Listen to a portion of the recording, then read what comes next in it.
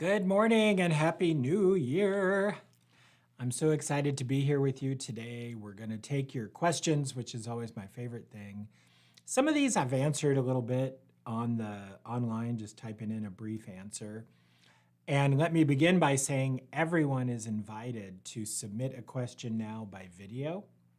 We've got a new app or a new tool. If you click through on the page, you can just record your question on your phone. That way I can get a better indication. It should be a lot easier for you to give me some details about what's going on with you, what kind of pain you're feeling. There's a really brief video that I made on that page that goes through how to submit your questions. And please take a minute if you want to watch that and then submit.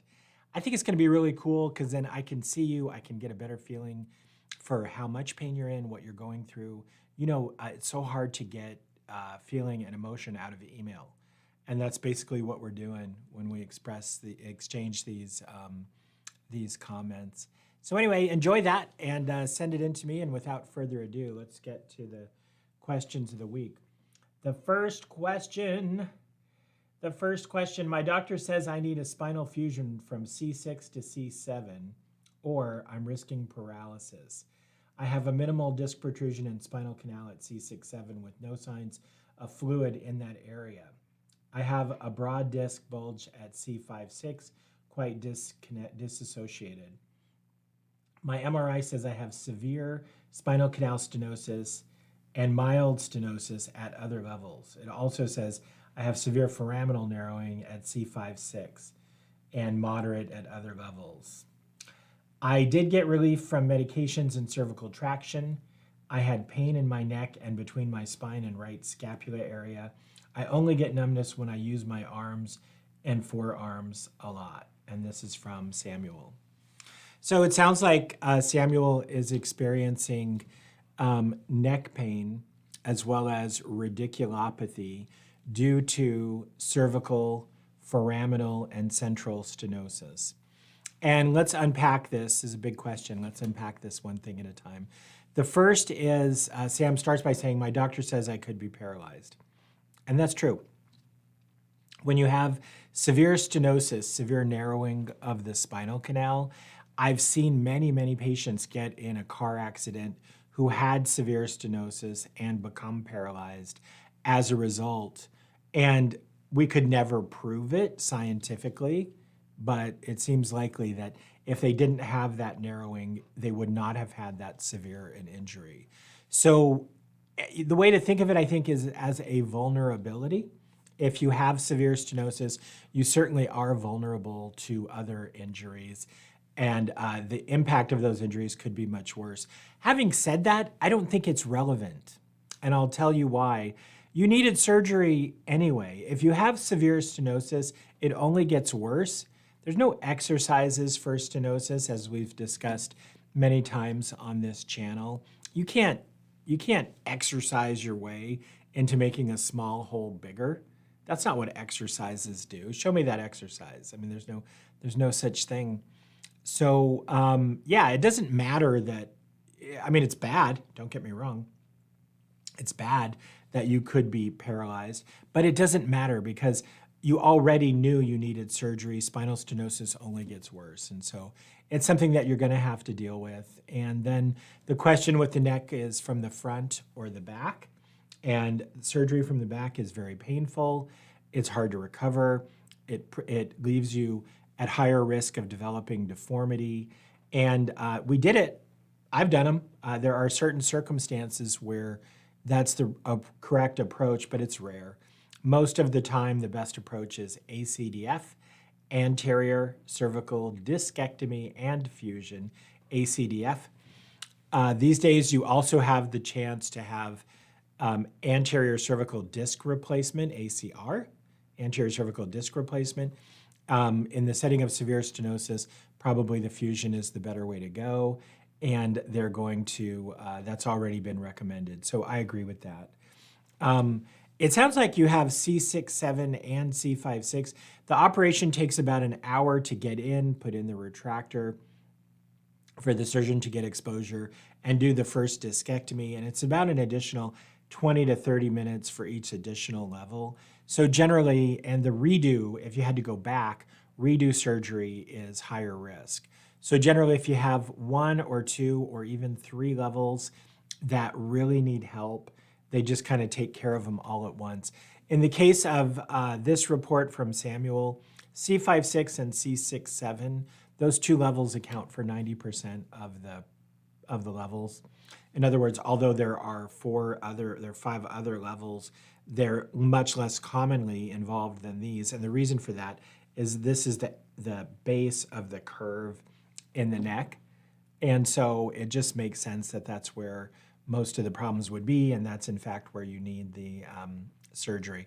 So yeah, I mean, to me, that's a no-brainer. I agree with the plan that, as I understand it, anterior cervical discectomy and fusion, C5-6, 6-7, for severe stenosis with foraminal stenosis and cervical radiculopathy. All of that makes sense. You can talk to your surgeon if you want to about artificial disc replacement. To me, because you need 2 levels done and not more, it's less compelling. And because you have severe stenosis, I don't know that you want to create that motion segment. So I don't know. It seems like a good way to go. It seems like a good plan as is. Recovery, surgery takes about an hour and a half or so. Recovery is a few days for the most part. You can have these done as an outpatient now. You should look for a surgeon that goes to an ambulatory surgery center. It's safer overall. The surgery center experience is certainly way better than a hospital experience for virtually everyone. Once you have surgery, there's about 1 out of 3 people has pretty significant trouble swallowing, but that usually lasts less than a week. So you have pudding and jello instead of steak and eggs, and it's generally a pretty minor thing. There's a remote risk of hoarseness that can be permanent. Hoarseness is very common that it be temporary because of retraction of a nerve in the throat, but it's very unlikely to be permanent, although it is possible. It's extremely unlikely. Is it possible to be paralyzed? Yes, but this is one of the easiest and most straightforward operations that most neurosurgeons do, and so you really don't. You could also be in a car accident on the way to the center. The lifetime risk of car accident is probably, I don't know the numbers, but in my mind, it's an equivalent or similar risk to a lifetime risk of having paralysis due to ACDF. So very uncommon, but certainly possible. By the way, thanks so much, Sam, for putting that in on the Video Ask. You were actually our very first question that we received on Video Ask. Super excited to get them. We will answer every question that we get through our Video Ask on the show, and we're certainly going to prioritize those questions.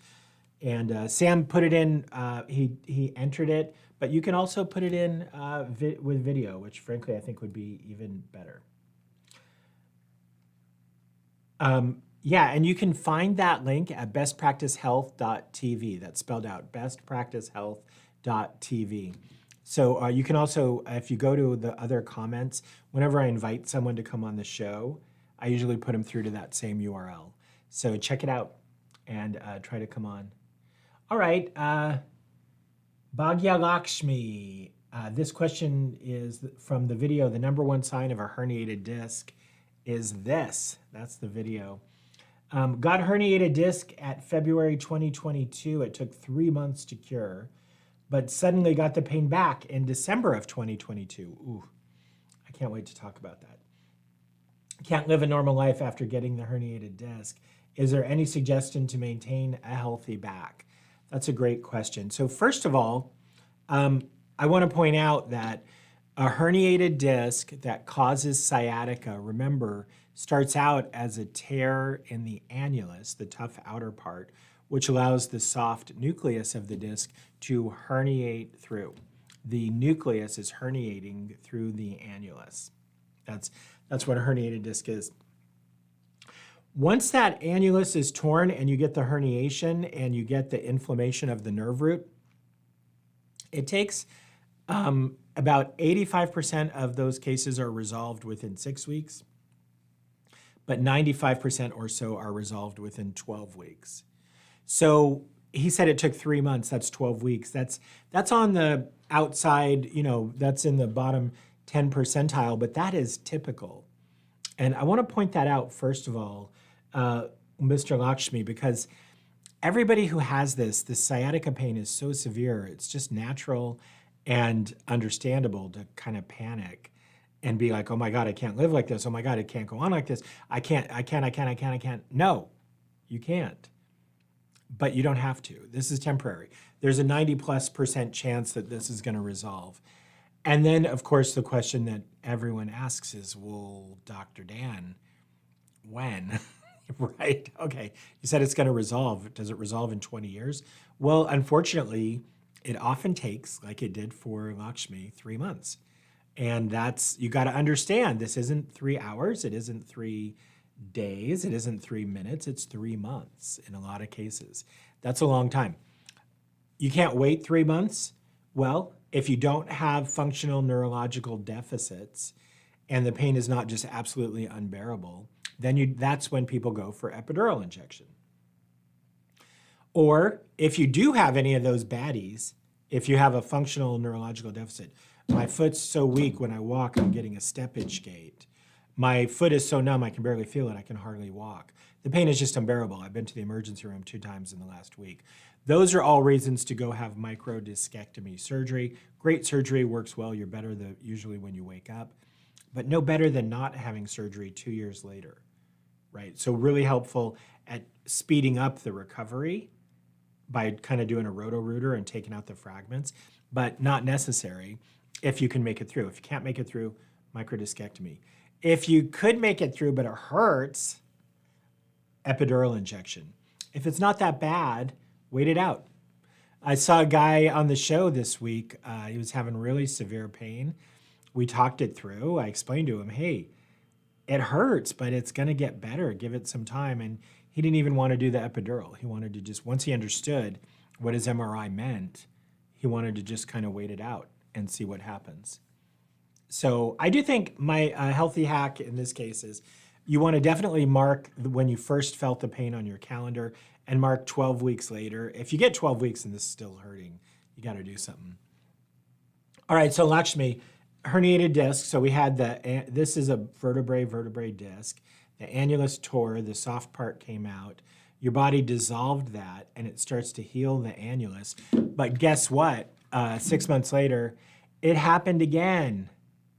Yeah, it happens all the time. The reason is when the soft part came out, only 5 or 10% of it came out. There's a lot more, 90% of it is still in there. So, and as that annulus is healing, you can easily just twist wrong, step off a curb, minor trauma, and you get the more herniation. Now more disc is out, and now the whole cycle starts again. And it's just wicked, but it is starting again, and you do have a good chance of resolving it. It's not uncommon. You're kind of a 2-time loser, I'm sorry to say, but it's bad luck, but it happened, and there's a good chance. Same rules apply, second time as they did the first time. It's hard to be patient. Lakshmi, I would understand if you were not patient, that's for sure. Because, I mean, gosh, it's just a lot of pain over a long period of time. But it is something most people can go through and can overcome. Now, finally, answer the question, for goodness sake. So what could I do to prevent this from happening again? When you have the sciatica and you're healing up, nothing. It's just rest, moist heat, anti-inflammatory medications, muscle modalities like chiropractic feels great, acupuncture helps somewhat, depending on the person, all that kind of jazz. But now all that's over and you're better. Lakshmi's question is, what can I do to make sure it never happens again? Core strength. So what we don't show in this model are the muscles. The paraspinous muscles, the ones you get massaged in your back, are here. And then there's deeper muscles around the sides. There's all kinds of muscle. The muscles are what support the spine, and stronger muscles mean stronger support. So over time, you want to build up that core. And the best way to build core muscle is just the same way you build other muscle. It's through either weightlifting, where you use proper form and invoke the core, Or in the case of postural, because we need strength, but we also need flexibility. Yoga is great for both those things. Yoga and Pilates are really phenomenal for strength and flexibility. Tai Chi is really good for flexibility and to some degree strength as well. Little calmer exercise, little easier if you're more reluctant to go into yoga. So lots of options, but yeah, that's a long answer to a simple question, but it's more complex than it seems. Lily Fajardo. I have knee osteoarthritis level 2. Should I get PRP or HA? And I can see a very pretty youngish looking lady in the picture. And the reason I fixate on that is your age is what determines the answer to this question. And I don't know your age, Laura Lee, but I'm thinking you're on the young side. And then that begs the question, what's young and what's old? And the answer is 30 for this situation. Let me explain why. Let's unpack that. If you're under 30, then your body naturally makes a lot of stem cells. And those stem cells are circulating in the plasma of your blood. And we can get at those stem cells by putting a needle in your arm, drawing your blood, spinning it in a centrifuge, taking off the blood cells and all the other goop. And in that plasma, in that PRP, that platelet-rich plasma, are growth factors. If we then inject those growth factors into your knee, what they do is they just put a needle right here between your kneecap and your knee into that joint.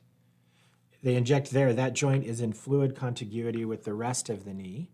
So all the arthritis is in 3 places. It's here between the kneecap, the patella, and the leg and thigh bone.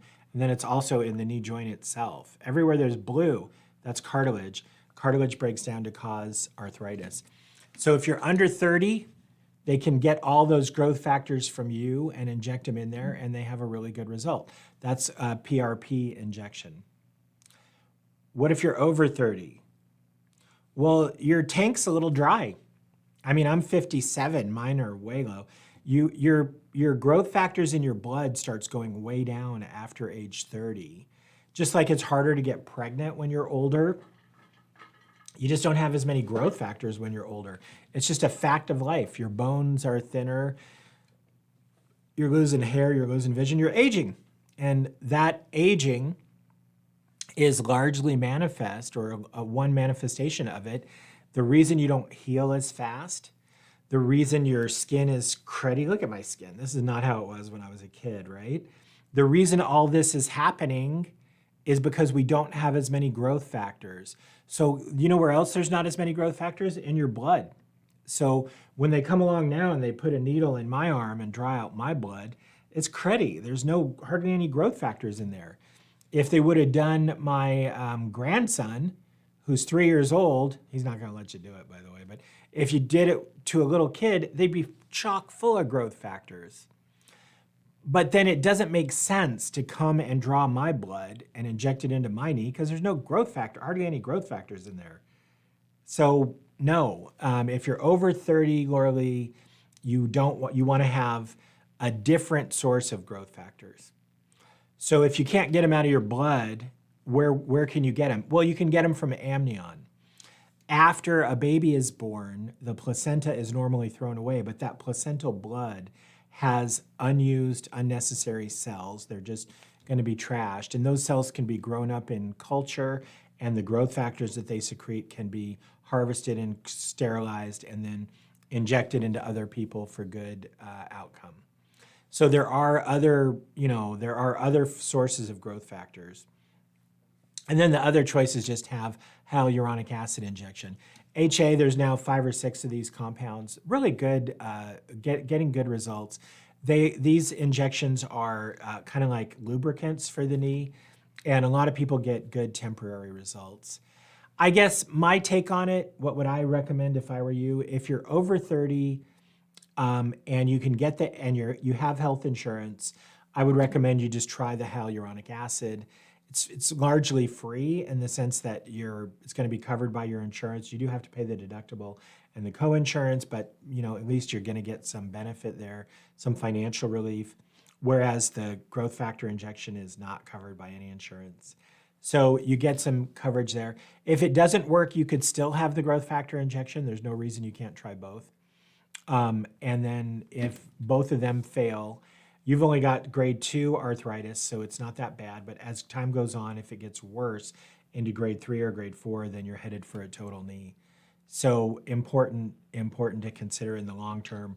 You may end up having to have definitive care. All right. I hope that helps. Anna Maldonado, this is for my video, herniated disc. Should I wait? Doctor answers. Anna Maldonado, this is exactly my case. I have no insurance, and I'm planning to head over to the ER. Should I take the risk and get surgery through a random doctor?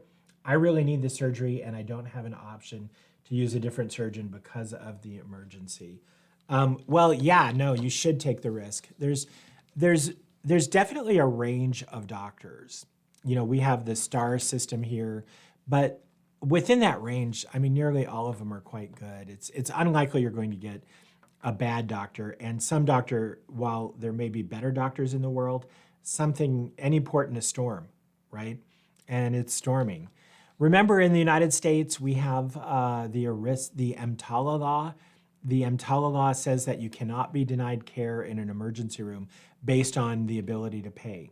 So if you come in and you have an emergent condition, and emergent conditions of the spine with a herniated disc are certainly the cauda equina syndrome, which is numbness in your private parts, vagina or penis, or anywhere your butt touches a saddle, numbness in your perineum due to a giant disc herniation. That usually means pain running down both legs, and sometimes difficulty with urinary retention. You're unable to, your nerves are so compressed they can't organize you to pee, or even fecal incontinence.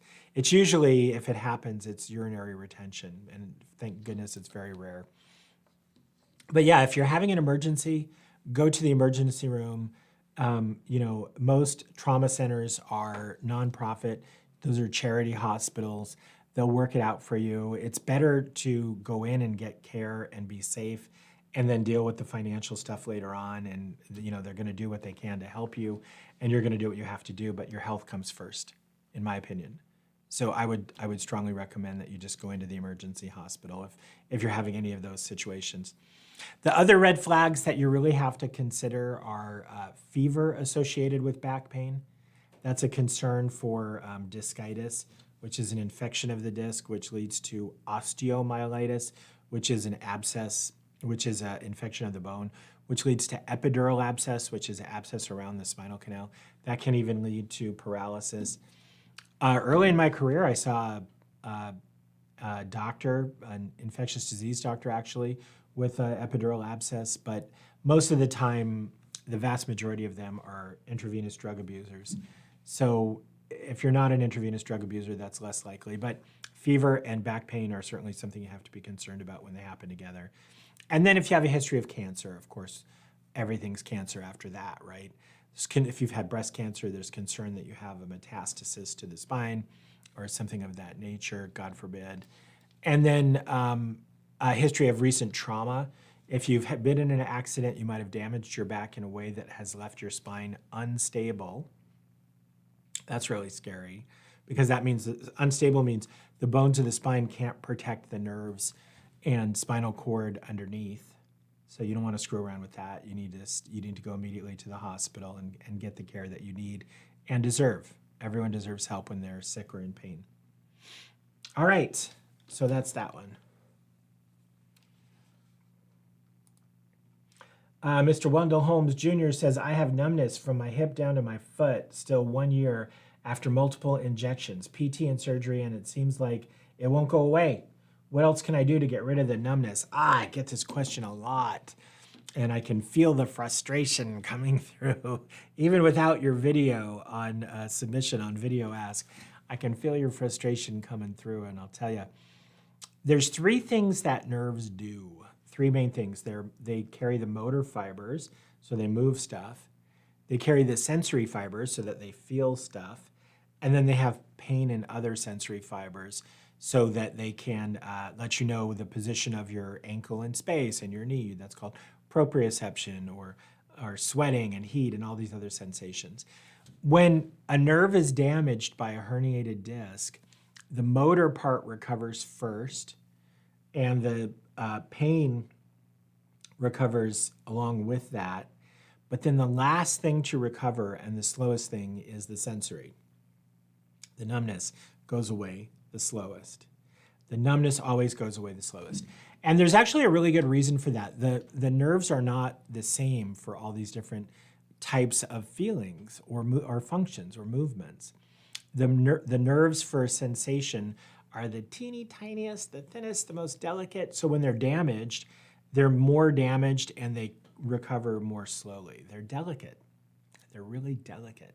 And so it's very common that after the pain goes away and after the strength comes back, there's still this area of numbness. And I don't know, maybe it's because I'm from Arizona and we get so much sun. Even when it rains, it dries up real fast. But I always think of it like a puddle. Like, think of the numbness as the area of the puddle, and then it kind of just recedes back. And then oftentimes there's one little area that never gets fully dry, that stays numb forever. But most of the time, that numb area is getting smaller. All of this begs the question, well, what can you do about it? Okay, so you've got numbness and it's going away. The pain's gone. The motor strength is coming back. So the body took care of the herniated disc. But is there anything I can do to get rid of the numbness? And the answer is not really. But you can at least, in theory, there's no proof of this, but in theory, you want to give your body what it needs to get better. And the main thing that is variable in people that helps the nervous system get better is B vitamins. So does it help? I don't know. But a shortage of B vitamins definitely hurts. And a shortage when you're injured makes you more vulnerable. So yeah, I would say definitely take I would say if you want to do something to help yourself, eat a balanced diet. There's no substitute for that. And then over and above that, you might even think about taking a B vitamin as a supplement. It's not harmful. It's a water-soluble vitamin. So if you take too much of it, you're just going to pee it out. No problem. Your kidneys know what to do. They'll bail it out for you. So kind of a no-brainer, I think. And I love the taste of B vitamins personally. So I think it's not a hard one to convince yourself to do. Uh-oh, I got a question in the chat. Let's see. Okay, go ahead. What's the question?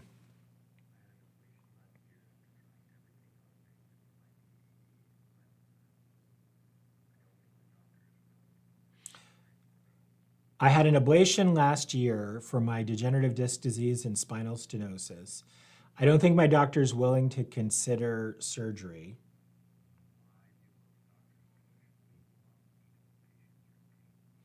Why do doctors push weight loss even when the patient is in pain? Okay.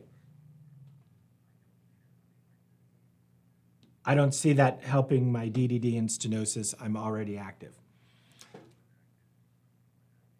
I was active until my back gave out. Okay, well, yeah, there's a lot to unpack here. Let's start out with the ablation for DDD and stenosis. So ablation is not a treatment for degenerative disc disease or stenosis. Let's just start with that and go to some very important stuff. So this is a model, and here's a disc. DDD is degenerative disc disease. Ablation is, and that can cause discogenic pain, is a knife in the back. The pain is caused by inflammation of the end plates, which are known to be innervated with pain fibers. So that has nothing to do with ablation. But what does often happen is when you have degenerative disc disease, what the disc does is absorb shock for the joints, and your joints then can hurt, and there's a medial branch fiber that goes to the joint. So if you develop arthritis in the joints, ablation is a treatment for the joint pain. Ablation is a treatment for the joint pain. So if your MRI shows a degenerative disc and your doctor says, okay, let's try radiofrequency ablation, that doesn't make sense. And I gather the person also had sciatica pain on the right. Sciatica pain is also not something that's treated with ablation and not due to any of this. All right, so that's degenerative disc disease. And that, that's something, if you do an MRI, I think it's a little bit misleading, to be honest, because if you do an MRI on everybody over 30, everyone has degenerative disc disease. So it's kind of like so common, it's a little bit of a non-finding. If you don't see evidence of facet joint problems, then I wouldn't follow a doctor down the path of ablation. All right, so there's degenerative disc disease, which may or may not hurt in and of itself. The second problem the caller has is stenosis. Now that's a different problem. Stenosis means narrowing, and narrowing causes narrowing of what? Narrowing of the spinal canal or the foramen, that the hole that the nerve root comes through.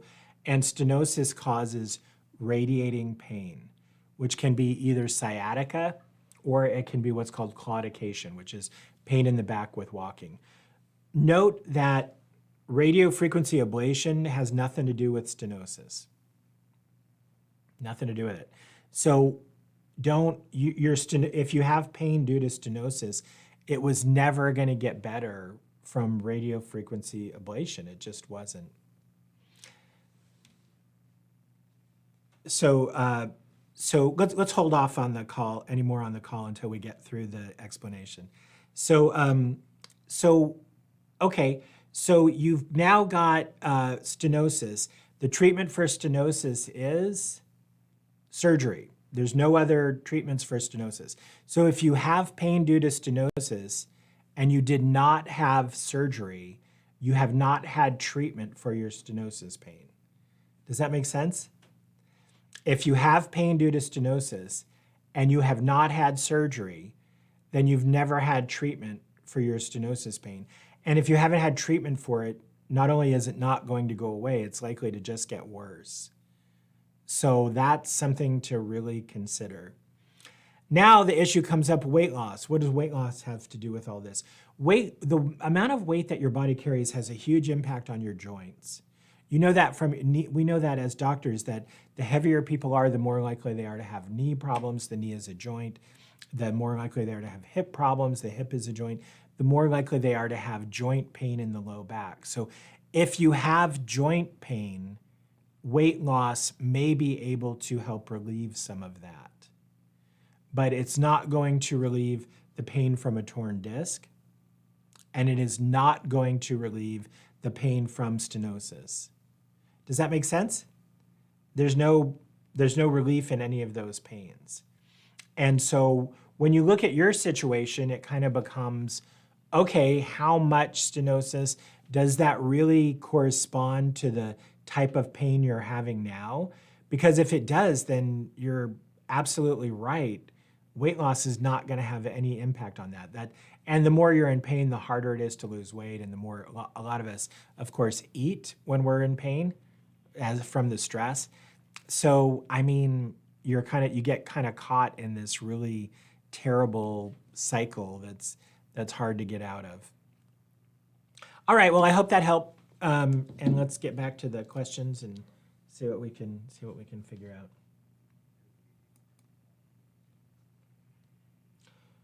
out. So next question from Sports Media DB. Question, I have lower back issues for years now, and I normally go to the chiro or massage. Can CBD help? I have lower back issues for years, and I normally go to CBD. Yeah, depending on what's causing the pain. CBD, there are, if you watch my CBD videos, you know that CBD is a drug. It binds to receptors in the body that are specific to it. And those receptors have both anti-inflammatory, anti-anxiety, and anti-pain properties. So if you're having anxiety, pain, and it's somehow related to inflammation, then yeah, all of those things can definitely be helped by taking CBD. I think where we're at today with CBD, it's legal in every state. The CBD Project does a really good job on their website going through state-by-state laws. Kathleen, who I did an interview with on the channel, if you're interested in CBD, then you've got to decide about, well, how am I going to take it and where am I going to get it? And both those things really matter. How you take it makes a big difference on how active it is. And there's a lot of crap stuff out there. You know, taking some pill just because somebody printed CBD on the label doesn't mean there's CBD in it. And so I think it's really important to, if you want to give these things a try, to give it a legitimate try. And the best way to do that is going to be to get with a reputable distributor, someone who's knowledgeable, the best you can do today. Just like in the old days, we trusted the pharmacist. How do we know that the drug is in these capsules? Well, we trust the pharmacist. Same thing, we have to find someone who we trust who can help us connect up with it. And then you try it, and if it works, keep taking it, and if it doesn't work, don't. You know, maybe try to change the dose, or you can futz around with it if you want, but it's definitely worth a try. There's a good chance that it could help you, and it certainly has helped a lot of others. So I would recommend that. I would say that it's worth a try. Brandon Go, G-O-H. Hi, Doc. Hi, Brandon. Not sure if you still reply to comments here. We do. But I have a 7mm disc extrusion on my L4-5 since January of 2022. Ooh, bummer. That's a year ago now. Until December. The pain from sciatica has been present since March of 2022. Ooh, buddy. There's still no process of recovery. I'm 21 years old, and my herniation is from deadlifting. Yeah, so remember when we talk about the herniated disc matrix and all that other stuff, where your options are epidural injection or microdiscectomy in the first 12 weeks, and you want to go epidural injection if you don't have functional numbness or weakness. You do want to do epidural injection if you just want to try something, and the other ways to wait it out. All that ends at 12 weeks. If you haven't gotten better by 12 weeks, then there's a reason your body is not capable of healing on its own, and you really need to look at heading into getting treatment. And the treatment for someone like you, Brandon, is microdiscectomy surgery. So I would really give that some thought. Microdiscectomy may be the way to go. Have you seen a surgeon? If you've got an MRI that shows the extrusion from deadlifting, then I would definitely get connected up with a doctor who can look at it and give you an opinion as to whether or not surgery would be the way to go. If you want to come on the show, I'd be happy to look at it with you and go over your options. But I mean, a year out, bro, I think it's time to look at, you're 21 years old. You've already spent 5% of your whole life dealing with this stupid herniated disc. One more, I mean, you can't let this go on forever. So I know it's hard. I know you're too young. It's not fair. You shouldn't have to deal with this at your age, but this is your cross to bear. This is the monkey on your back, and so you just got to deal with it. And so I would say, come on the show if you want, but what I'm gonna recommend is that you go see a doctor and see if we can get this fixed. And by the way, I'm so sorry, man. You're my children's age. I feel bad for you. You're almost too young to be my kid now, but I feel bad for you. I hope you get better. All right, next question is from Ethiopian Oromol. Very helpful information. Thank you very much. That's why we gave it to you.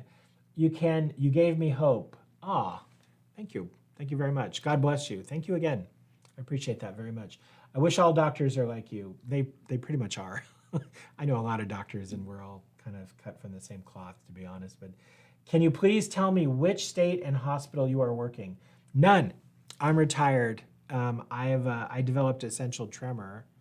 See, it's not that bad, but I can't do brain surgery or spine surgery under a microscope with that. It just might, and if anything were to go wrong, with surgery is full of emergencies, I can't function, so sorry. I want you to be my doctor. I wish you could be my patient, but I can't practice. I'll come and discuss my situation with you. Well, I can't do that, but what I can do is help get you to the right doctor. And no matter where you are, we can do evaluations of doctors where you are. Or if you want to come here to Phoenix or to some other place in the US, I can definitely guide you to the right person in your area. So if you want to come on the show and talk about it, I'd love to talk to you in person, look at see if what you have really needs surgery and help you get squared away. But thank you. I wish I could be your doctor too, but I can't. Fatima Irving. Hi, Fatima. Can you do a video about spinal cord stimulator implant surgery? Yeah, totally. It's a very complicated topic, and I love this. I love this suggestion.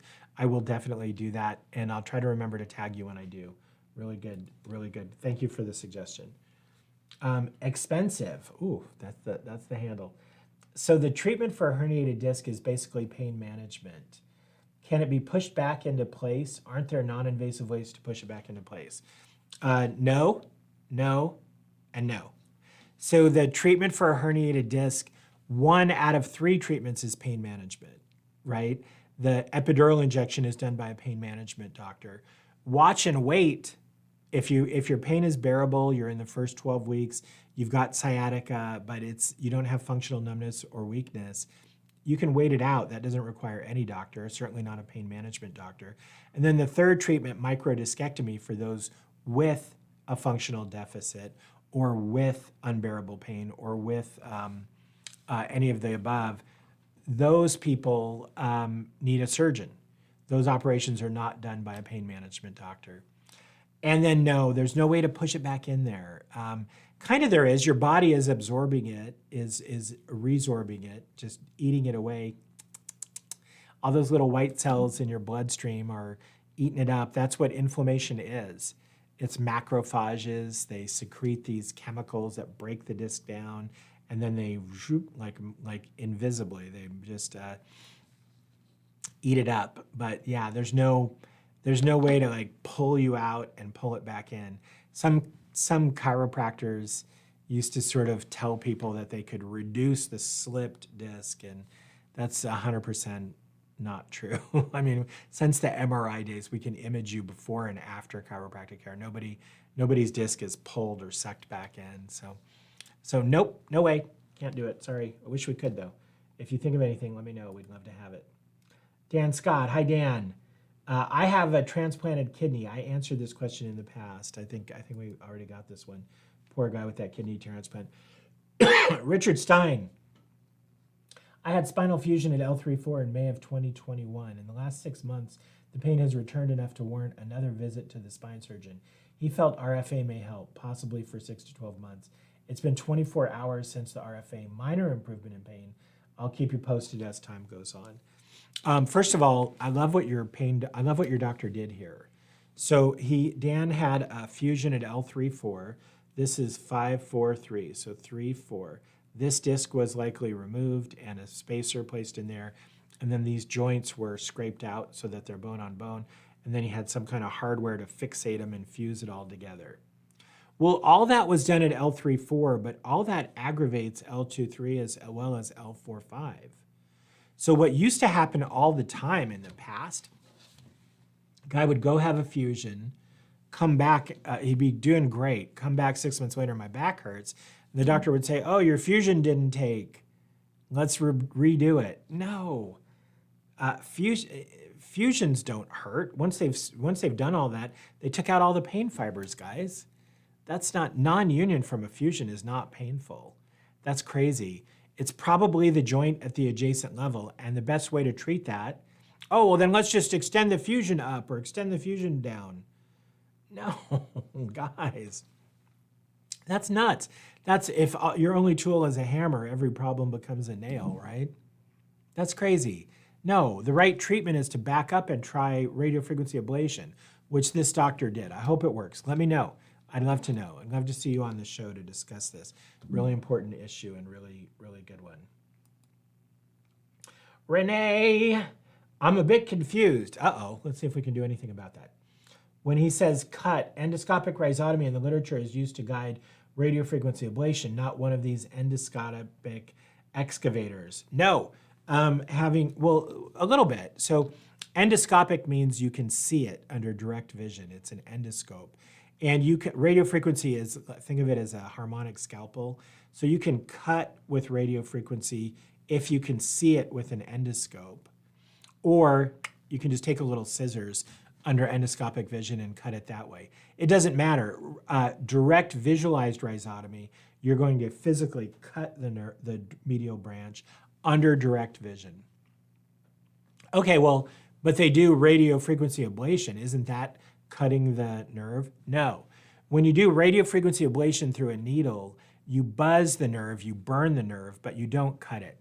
I myself did literally thousands of endoscopic rhizotomies. I never once, and the vast majority of them, someone had tried to do a radiofrequency ablation first, and it didn't work. And I never once saw a cut medial branch from RFA.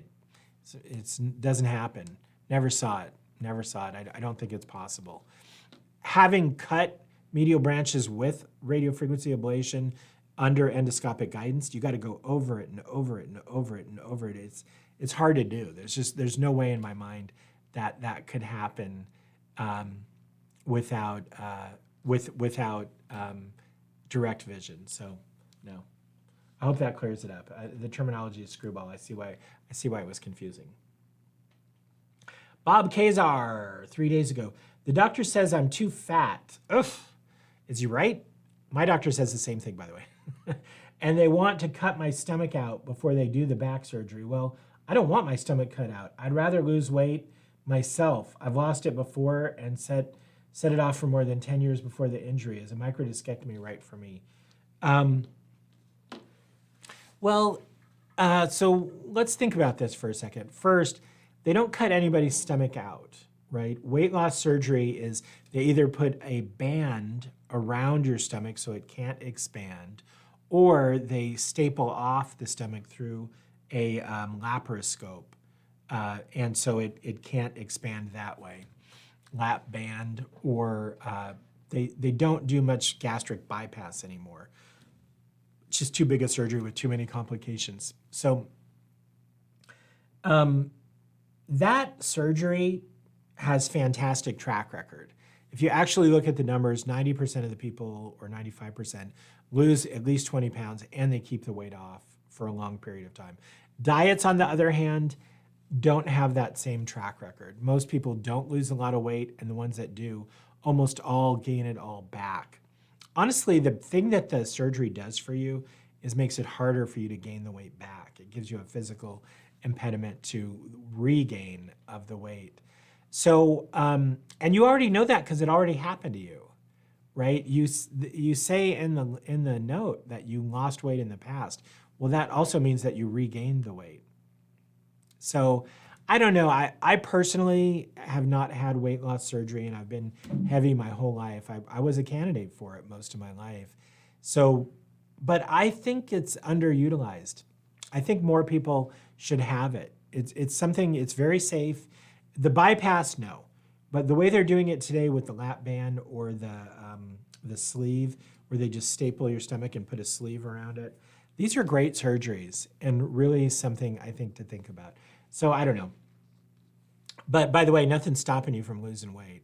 So lose the weight anyway. And then if you don't gain it back, good for you. And if your back still hurts, then you really need to, you're going to need to look at the microdiscectomy surgery. All right, next question. Chris Bass, B-A-S. Hi, Doc. Hi, Chris. I'm watching in the Philippines. Oh, right on. Nice to meet you. I don't know what the time change is. You're probably not awake. I had a decompression surgery with Coflex at L3-4 and L4-5, 10 weeks post-op and still numbness on the right leg. Is this part of the healing process? Yes. Numbness, again, I don't know if you saw it. You probably didn't see my earlier comments, but numbness is the slowest thing to get better, and the part that sometimes doesn't get all the way better. I honestly advise people most of the time, try not to think about it. If numbness is your only problem, it really should go away slowly over time to some degree, and hopefully a great degree. All right, that's it. That's all for today. I even finished a few minutes early. Well, right on. Happy New Year. It was great. Thank you, our one caller, for calling in. People were really looking forward to moving to this format where we do everything by submitting the videos. I think it's going to be much more interesting. By all of us getting to see you and your comment and look at what you're going through, we can share information better and hopefully come up with better answers and better solutions. That's all for today. Happy New Year. I look forward to talking to you next Friday, or stay on top of the channel for all our new releases sooner. Thanks and have a great weekend. If you have a question you would like answered on Best Practice Live, click the link to our website and complete the submission form. The more information you can give us, the better we can answer your question.